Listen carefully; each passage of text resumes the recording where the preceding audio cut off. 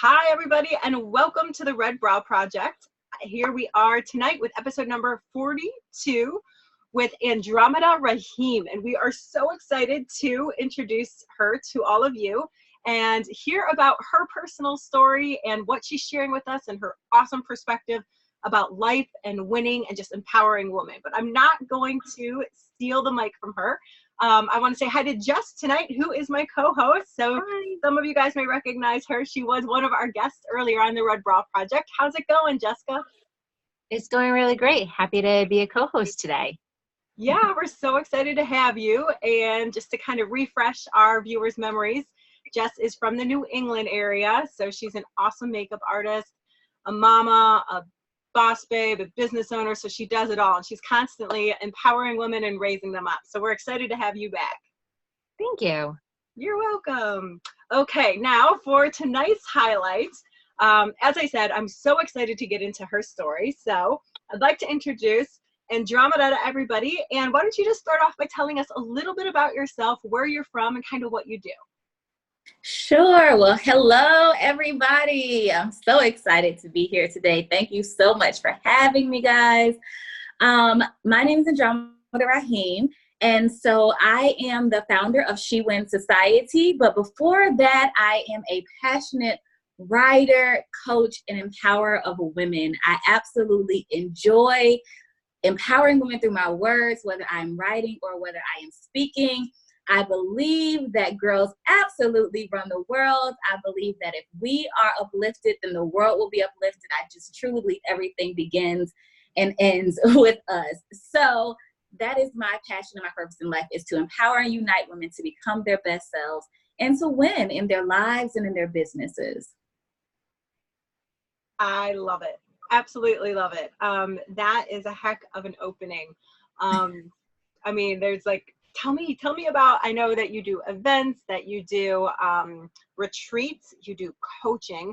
And so just so our viewers know, you guys have to go over to our Instagram page because you give the most inspirational quotes and thoughts and just perspectives. So just overall, that's kind of what intrigued us about you and just the way you are constantly raising women up. And so that's one of the reasons we wanted to have you out here. But kind of give us a little background information. How long, what was your story before you're here, basically? Oh, wow. Okay, so I'll try to make it quick. I actually have a degree in accounting. So a little over 5 years ago, I got my accounting degree. It took me 6 years to get that 4-year bachelor degree because I had no idea what I wanted to do when I went to college. I truly just went to college because I felt that was expected of me, of my family. Getting a degree was not an optional thing. And so I went through the motions. I went to school. I got my degree. I started working for the state of Florida, and I worked for the state of Florida probably for about 3 years, just constantly switching agencies. I worked for the Department of Environmental Protection, Department of Transportation, Department of Corrections. Just chasing the money because I really wasn't passionate about what I was doing. I didn't really feel like I was touching people and impacting their lives in the way that I felt that my life is purpose to. And so I really became in search of my purpose. Like, what is it that I am created to do in this life? Because I know I'm not created to just sit here at this desk and type these numbers until I die. That is just not it. And so just looking at people around me who I admired, like my hairstylist, she had been doing my hair for years, and she finally opened the doors to her own salon, and I was so proud and excited for her. Like, that has to be so awesome to get up every day and unlock the doors to your own place and just do what you love all day long and go home. My husband, he's a mechanic. He can do that with his eyes closed. He loves it. I'm like, I have to find my thing. And so one day, just having a conversation with my sister, I realized that writing is something I've always been passionate about, and I've been always good at it. So like, if I had to write a 10-page paper in college, I could do it the night before and get an A. So I knew, like, okay, writing is my thing. I'm going to write a book. That's what I told myself. I'm going to be this author. I'm going to write all these books. And so I had been, I hadn't written in a long time because I had been working, doing accounting for a while. So I said, I'm going to start a blog to get my juices flowing to see if I still got it, if I still want to do it. And so I started this blog that was called Women by Choice. I named it Women by Choice because I talked about my journey into becoming a woman. I shared how when I hit 18 years old, I thought I was grown. I knew everything. Nobody could tell me anything. And I realized through life that being a woman is more than just turning 18. It's more than a matter of age. It's really about your mindset and making the choice to be responsible and accountable for your own happiness and success. And so I blogged through Women by Choice. And once I finished telling my story up until where I was then, I started to talk about the thing that kind of has always plagued me in my life, and that was the interactions that women have with one another. I felt like I had always experienced the cattiness, the drama. I had not quite found that, bestie in my life. And I was just trying to figure out what can we do better as women individually in order to support each other better so that we can win bigger. And so just by sharing those messages, I started to get people to come to my blog. That's how I actually even got on Instagram, is because I was sharing excerpts from my blog, just sharing motivational quotes and trying to get traffic to the website. And so from doing that, it opened so many other doors into me realizing that I wasn't alone in my thoughts. That's the aha moment. A lot of the times we think that we're alone in these thoughts. We're so afraid to say some of the things that we're thinking because we think we're alone in them. But by doing that, I actually realized there are so many other women who feel like I feel. And so I had people saying, well, how do I become a part of your movement? And I said, ooh, I'm starting a movement? Okay. So that's where I started the online network. That's how my network became global. And then from there, I just had from my blog, I would have people reach out to me to be speakers at their events. My very first event that I spoke at, I was a keynote speaker simply off my blog alone. I had never spoke before. And so talk about diving feet first into something. Yes, absolutely. When she called me and asked me to I always get it backwards.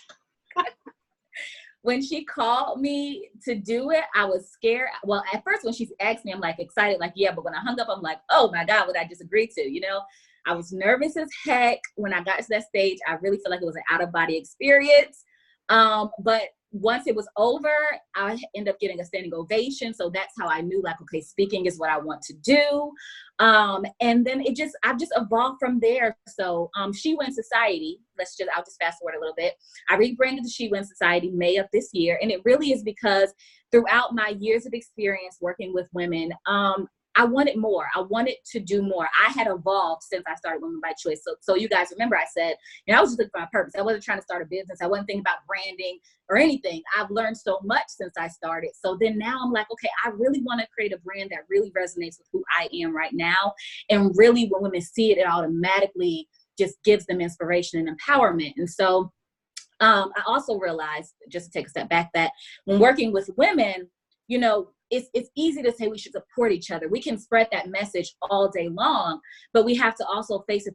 There's a reason why we struggle with it. And I realized that, if you're a happy women don't struggle with supporting other women. When you're confident in yourself, when you feel good about what's going on with your life, you're not envious of another person winning or, accomplishing something. And so I said, I want to focus more on the individual woman, working on her personal development, helping her to get to a place in her life where it's easy for her to support other women. That way I don't have to keep trying to nail that down every day. It's just support each other. Look what can happen. Yeah, but that's hard when you're operating from a deficit, when you're feeling in lack, when you don't feel confident in yourself. You might want to support other women, but you can't control how your insecurities cause you to act. So I wanted to now focus on women's personal development. She wins. So the individual woman winning so that she can help other women win bigger.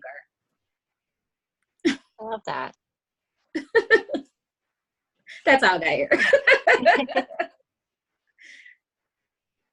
That's amazing. So when you were doing the rebranding and getting the She Wins community going, were there anybody that tried to say you shouldn't be doing this, or were there any struggles that you had? Well, there were definitely a couple people. So it literally came to me in a vision. It was so clear. I woke up one morning and I said to my husband, I'm going to rebrand. I don't know what I'm rebranding to, but I just feel like change is time for change. I need something fresh. I need something new. And he looked at me like I was crazy. He was like, I don't know if you should do that. You've already spent 5 years building a brand. What are you thinking? And I'm like, I am. I just am. And I've always been purpose driven from the very beginning. So whenever my spirit tells me to do something, I try to be obedient to it. And so I moved forward with it. And honestly, the name came. And once the name came, the logo came, and everything just pieced together so beautifully. And a lot of people tell me that the transition from one to the other was very smooth. So it's not like they felt like it was so different. or that they lost something in transition. Also, I did have one of my close friends and members. She was like, oh, I don't know, I really like Women by Choice. And I'm like, yeah, you're gonna love this too. So, I mean, I had people who were kind of questioning, like, oh, are you sure you want to do this? But outside of that, I really didn't. Like, transitioning was very, very seamless. It was smoother. And that's sometimes I think how you know something is meant to be, because it didn't come with all of this extra like resistance. Like I just did it and I moved on. You made your mind up. You felt something tug at yourself, or like you said, you know, you had an inner desire, and the vision came to you, and you just acted on it without overthinking, well, what if? And I mean, there's so many people that I think that listening to this, they're like, oh my gosh, that sounds amazing. I wish that I could have that, or, you know, I wish I knew which voice to listen to sometimes, so to speak.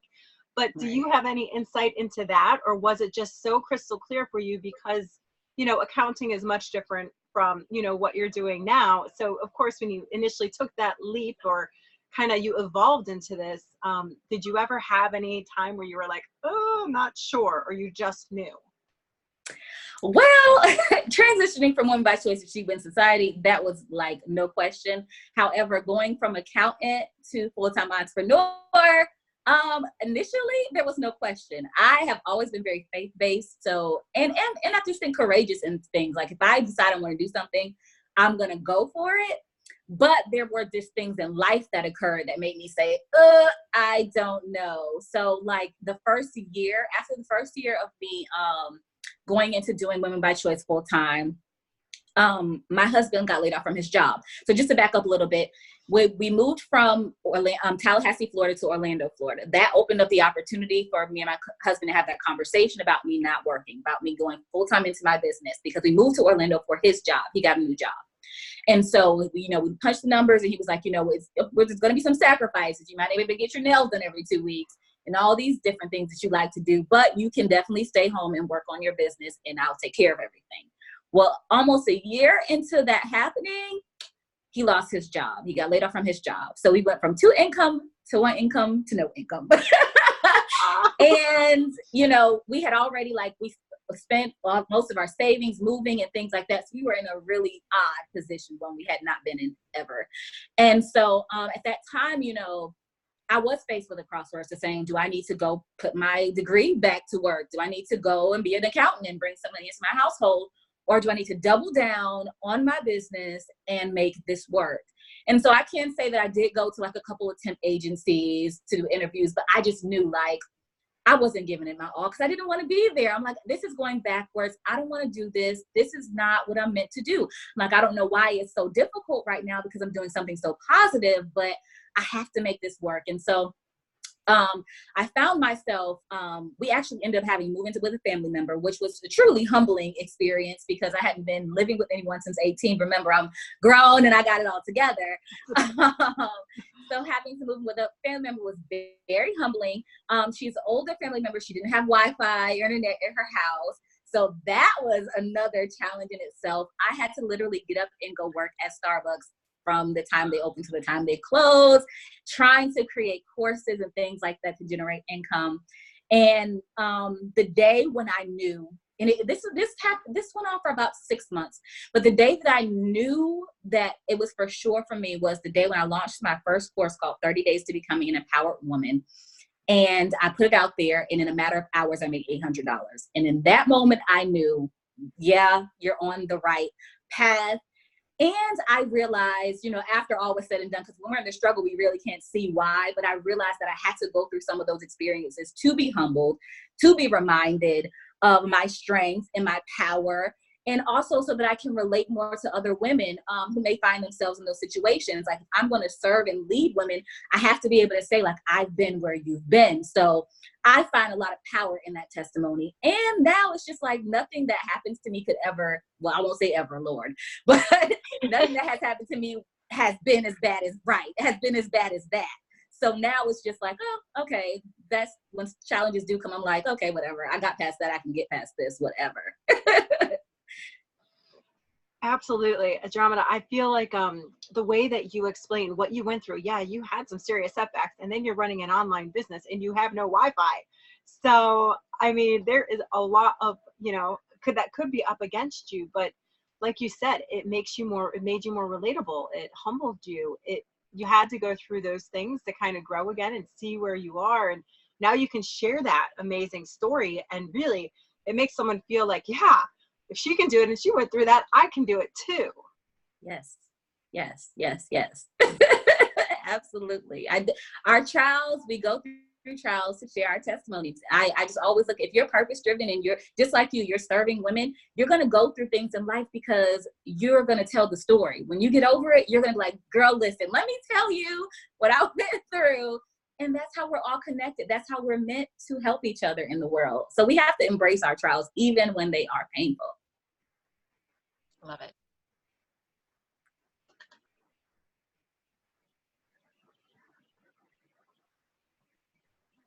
Are we frozen? Are we there? No, I'm not Okay. frozen. Okay, good. Okay, I wasn't sure. Okay. Yeah, and I mean, I love that perspective about you and your brand and what you stand for. Yes, we go through trials, we go through challenges, but that doesn't mean that that's going to stop us. That doesn't mean that we're going to quit. It just means that we're going to embrace them and become stronger from them. And that is like a message that stands out loud and clear from you and your brand. And I absolutely love it because it gets you fired up. Thank you. Thank you. What is, I'm not going to spoil it, but share your definition of winning, because you talk about winning a lot. And I think this is really good. So please share that with us. I think that the definition of winning is doing the best you can with what you have at all times.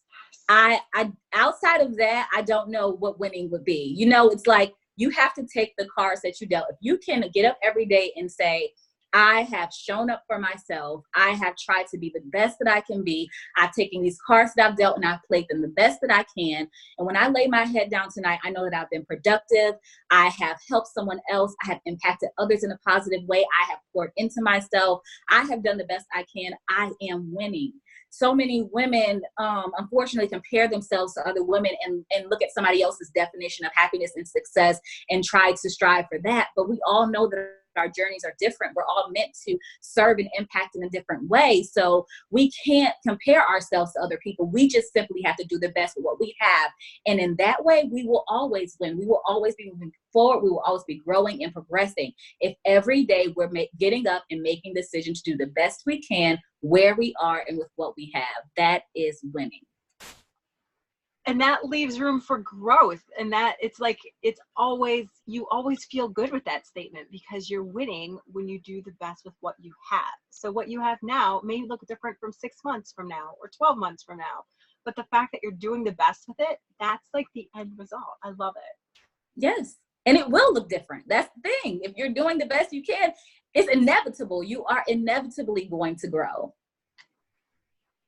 Absolutely. For sure. Yes. Go ahead, Jess. It looks like you want to say something. I don't want to cut you off. Yeah. So what I love is that you are having this community and helping everybody win and achieve more. And your quotes on Instagram are just empowering and inspiring. Do you come up with all of those yourself? Are you like pulling them from somewhere? How do you decide what you're going to use for the day to empower and inspire all of us? Yes, I create them all myself, believe that or not. All myself. But like I said, I'm passionate about writing. I think that I've always communicated best in writing. I mean, even when I remember being in school, I would pass notes to my friends and my boyfriends. Like, that is how I communicated. So I've always liked to empower and encourage. And it just, like I said, talk through words. And everything really comes from my own testimonies, so things that I've experienced, things that I've seen, things that I've talked about with other people. I just really pull from that. And that is what I share. It comes to me so naturally, truly. I can't even tell you, it just comes to me so naturally. I'm like, yep, that's it. That's what I'm going to share today. And then I put it out there. Is it one of those, do you keep kind of like a creative log? So sometimes, being creatives and, you know, especially when you are an entrepreneur, you have your own business, you can get an idea and random in the middle of the night when you wake up. So do you keep notes in your phone, or, you know, you're just kind of all over the place? Do you have an organization to your method? So when it comes to my quotes, yes. If I come up with something, I might just be in the kitchen cooking dinner and something will pop in my head and I'll pull my phone out and I'll put it in my notes to share later. But they, like most, you know, writers, we do have writer's block sometimes. So there are times when I don't have anything, you know, maybe I'm in a space where, unfortunately, sometimes when everything's going right, that is when I have writer's block, because it's like, I don't know what to say. Like, I'm good right now. Yeah. What do I say? But that's why I too have learned to embrace my struggles and stuff, because I have so much testimony from that. So much content comes from when I go through certain things and overcome certain things. So yeah, I keep things written down for those times when I have nothing. But I honestly try to share everything that I have in real time. So I know some people like to create content ahead of time and then share it later on. I just feel like when I'm feeling it, I have to share it. And a lot of times people say, this is right on time. This is right on time. And that's how I know, like, I can't hold it. I just have to give it whenever I have it. Yeah, I completely agree with you. It's one of those things that you feel it. And then even when you write it and you put it out there, it comes across different than if it's, you know, you came up with the idea, but it's kind of pre-planned. So here's the topic, I'll, you know, plug it in. It's a different feeling. And I know a lot of people can pre-plan and that works for them. But it's interesting to hear the other side of it as well. And, you know, sometimes that does mean that things may be quiet for a little while, or you may post at different times or get a blog post over at a certain time. But, you know, it's rather, you know, I'm sure you'd rather have the quality versus, you know, just quantity. So, yeah. It relates better, it works better in what I'm doing. People, especially in women empowerment, women, we appreciate authenticity, and we can sense when something's not real. So I try to keep it as real as possible. For sure. Love it. Heck yeah. Now, can you talk to me about the board that is behind you? I've been trying to like read everything that's on it as you're talking. It's my vision board. It's a vision board that I made for this year. Of course, so, you know, like a lot of people have pictures and stuff on their vision board. I have a lot of words. I am a word girl. And so I just have to, well, I mean, there's money on there, 137 billion. And I will manifest the checking account I was meant to have. Definitely believe in, you know, attracting what you want. But a lot of these are, like I said, words. Help heal from within, feeling good, less stress life, romance, reading. I can say that a lot of these things that I put on here have definitely breakthroughs, reclaiming your joy. So yeah, a lot of things that I have on here definitely manifested this year. So I definitely encourage anybody who's watching to create a vision board. You know, it's here in my home office, so I see it every single day. And it's a reminder to me of, you know, the woman I want to be and the woman I want to become. So I love it. Thank you. Jess, do you have a vision board? I do. Yeah. I have a vision board. It is in my home office. So I see it every day, and it's a lot of words and a lot of pictures too. Yeah. Awesome. Yeah, I love the whole idea of vision boards. I did one with my mom a couple years ago too, but for some of our viewers who know, I live in a motor coach when I'm not traveling for work, and my vision board's on the back of my bathroom door. So even in small spaces, you can find somewhere to put kind of those dreams and those goals so you see them. And it does, you know, give you light and kind of fuel your fire daily. It does. It does. Absolutely. So through all of your experience and things, and I know it's hard to narrow it down to maybe one or two things, but is there kind of an overall piece of like unexpected advice that you've received, and that's something that kind of stays with you throughout your personal journey and as you evolve?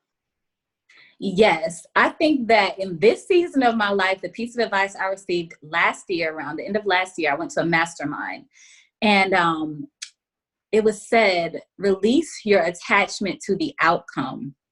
Those words have been sticking to me like glue, because much like many women, you know, we want to put in a certain amount of effort, a certain amount of work, a certain amount of attention to something, and we want to get this exact outcome. And if we don't get it, we're disappointed. We feel like we're a failure. We feel like, you know, life can't go on, or there's something wrong with us.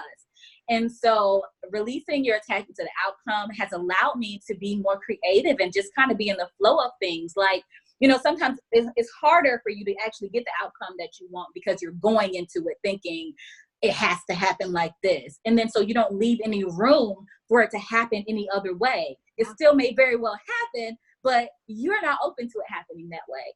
And so release the attachment to the outcome. I'm more creative now.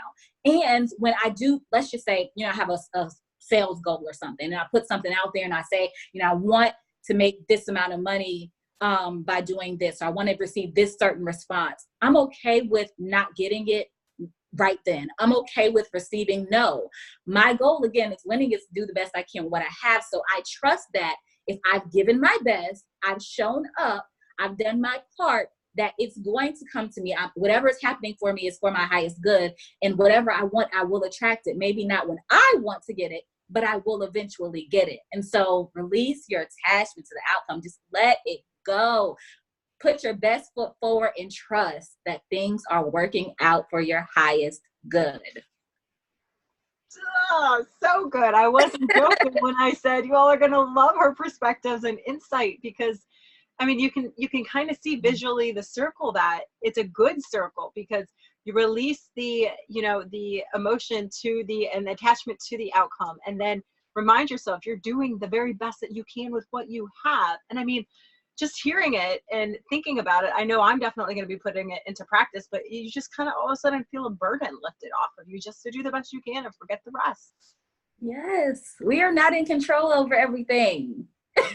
We are not. Although we want to to be, we're not. We're not. We have to let go, release, surrender. Yes, yes.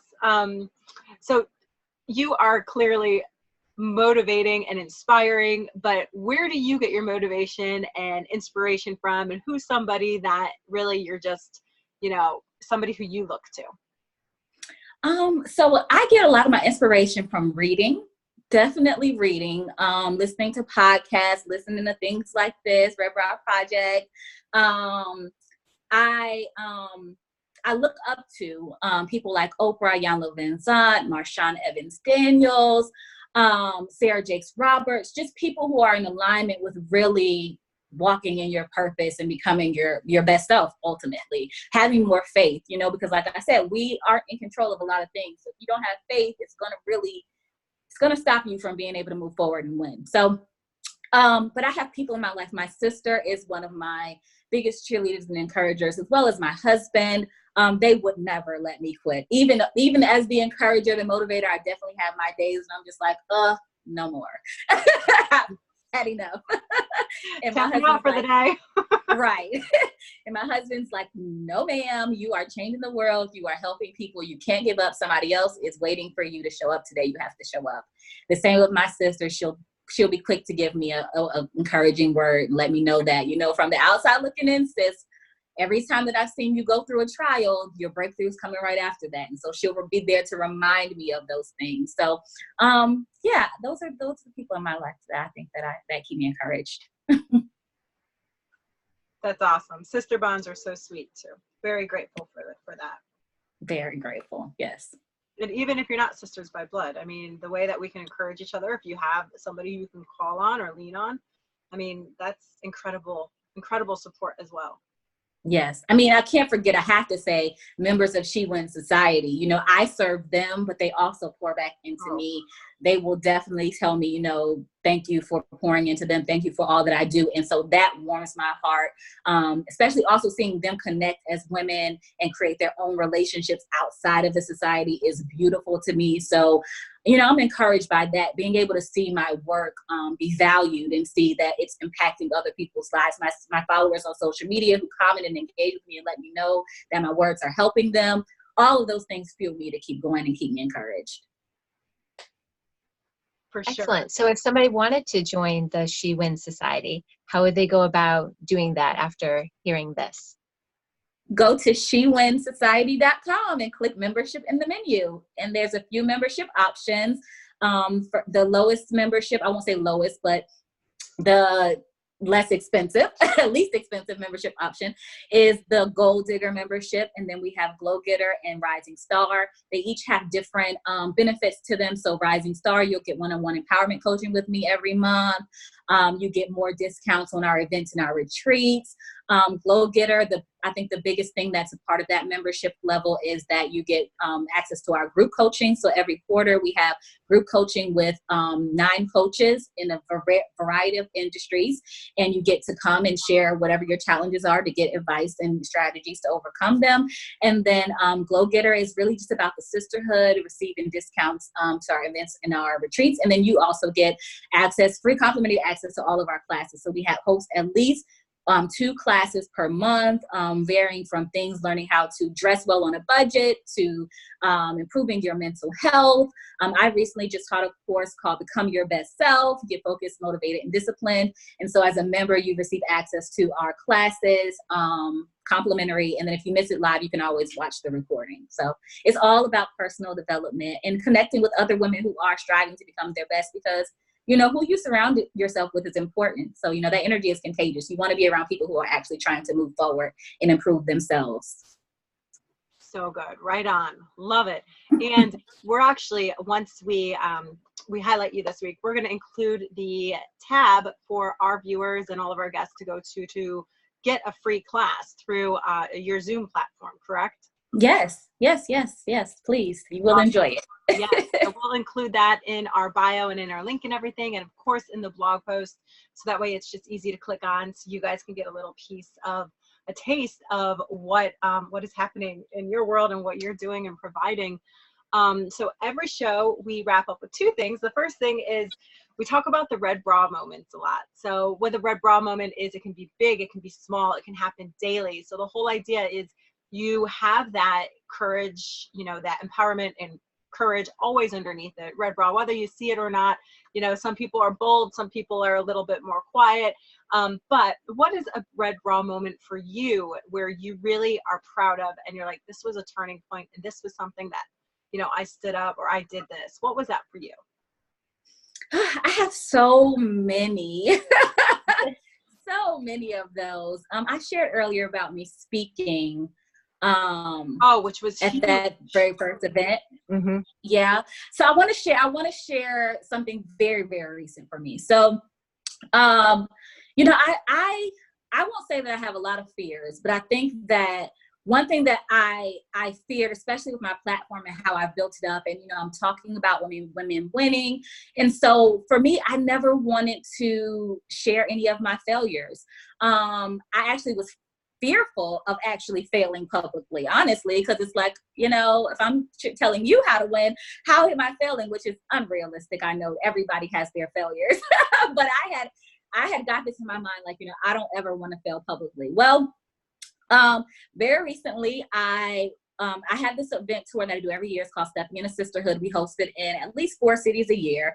And so this year we were going to take it to Philadelphia for the first time. So we went to LA for the first time this year. That was successful. We did it in Atlanta and we did it in Canton, Ohio. All were successful events. Assumed it no different for Philadelphia. Mind you, like I said, I've been doing this event for several years. It's always been successful. Certain cities are tougher than others. Like New York is one of those cities where they are going to wait to the last minute to get tickets. And so if you're not like really locked in and you have enough faith, you might cancel the event prematurely. Well, so Philadelphia came with its challenges, lots of challenges. And ultimately it led to me canceling the event. For me, that was a big deal because I've never in the history of me doing events have ever canceled an event from the first time I started to now. And so it was just like, this is different. This is weird. This is very uncomfortable. And so I talked about it. That was for me, my red bra moment. The fact that I kind of ripped that Band-Aid off of me feeling like I had to hide my failure. And if you want to call it that, because honestly, I just think that there was greater good in me failing in that anyway, because it allowed me to rip that Band-Aid off. It allowed me to face that fear and realize it wasn't that big of a deal. And by me being open and sharing, you know, that I canceled this event, I had all these different trials with it. And I was afraid of this actual moment coming to life. And now that I'm here and I shared that moment and with other women, it allowed them to see, like Renee, you said earlier, like people being able to see like you're real and that you go through things, but you're going to still keep going. And so by me sharing that with other women, I had so many people come and say, thank you so much. This gives me encouragement to keep going. And I think it's just opened up me to another level of myself, being able to say, you know what, I can be more real about the things that's failing behind the scenes and share that with other women, but also be encouragement to them because they're not going to see me. I failed in this, but I'm still going. I'm still going to continue to keep going. So that was my red bra moment, that I just stood in my truth and I said, I'm going to turn this pain into purpose. I'm not going to let it be in vain. I'm not just going to just act like it never happened. I'm going to talk about it. I'm going to talk about it publicly on my very large platform and see what happens. And it was a great result. Like, I felt so much better saying it. I felt so much better to know that because I shared it, it helped somebody. And now I feel like it's just another one of those incidents in my life where now I'm stronger because of it. And now it's like, oh, well, I got through that. I can get through whatever is next. Like, if I fail again, so what? I'm still here. Life goes on, and I'm going to use it as a teaching moment. I'm going to use it as a way to empower and unite women. So that was my red bra moment recently. Love it. And yeah, that is so good. And so many of us, fail, or, we may fear failure and what's that going to look like on the outside. And then the fact that you, I don't want to say owned up to it, but you were honest about it. I mean, that is huge. That's good for you. That's awesome. And the fact you're like, you know what? I got through it. I lived through it, and I'm ready to do, the next event where it's meant to be, where this one's meant to happen. But right. Yay. Exactly. Yes. So awesome. Thank you. And then we also close out every show with a quote. And so I know Jess found a special one for you to share with. So go ahead, Jess. I did. So this is from Nikita Gill, and it is, fill your life with women that empower you, that help you believe in your magic and aid them to believe in their own exceptional power and their incredible magic too. Women that believe in each other can survive anything. Women who believe in each other create armies that will win kingdoms and wars. Wow. That is my quote for you. Wow, thank you. Oh, that's beautiful and powerful. It gives me chills. I feel that one in my bones. That is good. Thank you. Thank you so much. Oh, I love it. I need to like find that and print that out and put that on the wall. I love that. Yeah, that needs to be on your dream board there. Yes. Oh, that's good. That is really, really good. Thank you.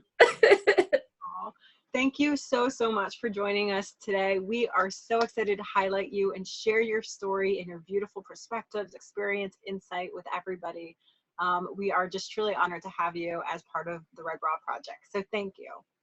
Thank you. Thank you, guys. I appreciate you so much. This was a blast. Absolutely. And for all of our viewers, thank you guys so much for tuning in. And our new viewers, we welcome you here. If you like what you heard today, please make sure to hit like or leave a comment. We do comment back. Tell us what you liked best about this episode, and make sure to subscribe for all reminders. We are going to do the full Red Bra recap as usual this week, and then we'll have the blog post to follow with all of the ways that we can link up our guest and reach out to her. So thank you guys all so much. Have an incredible week. Bye. Bye.